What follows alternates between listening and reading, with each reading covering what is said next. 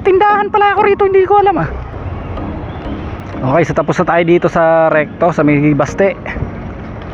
So diretso naman tayo ngayon ng Binondo. Kasi may papadaanan si boss na prutas doon. So kailangan daw kasi natin tikman bago natin kuhanin. So going to Binondo na tayo ngayon. Galing tayo dito sa may Baste. Okay, so dito tayo pinapadaan ni...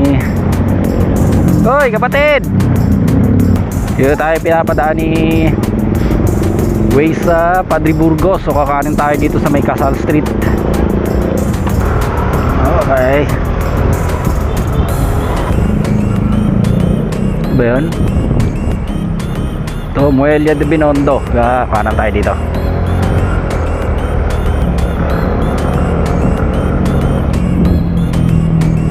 Tapos Santo Cristo. Yun, ito na yan.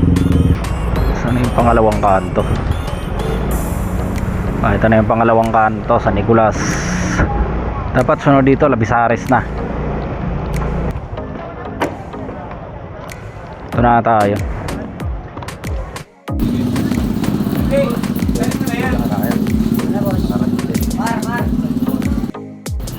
So tikman daw natin yung titikman ko yung orange kung matamis.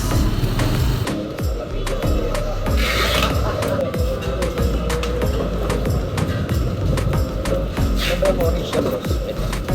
Kung ganyan. Okay. Patikman nito sa isang matamis na.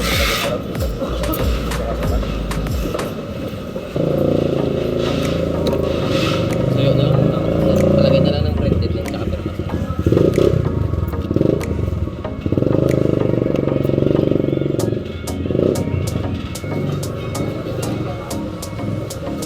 May kape ba ako niyan sir?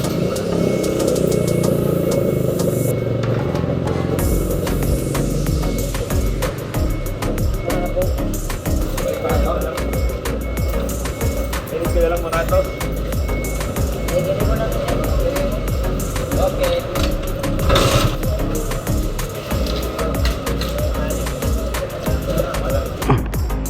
Okay, good na tayo.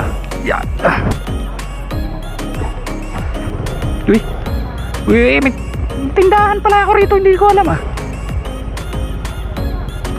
Anjon Trading. Wala, stick, may tindahan pala. May tindahan pala ako, di ko alam. Ba't di pinabigay sa akin yung kita nun? Mira yun ha. Grabe si bossing. Solid.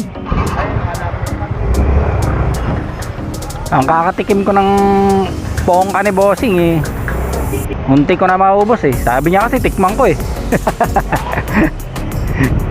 Kasi bibili pa daw siya ng isa pa kung matamis.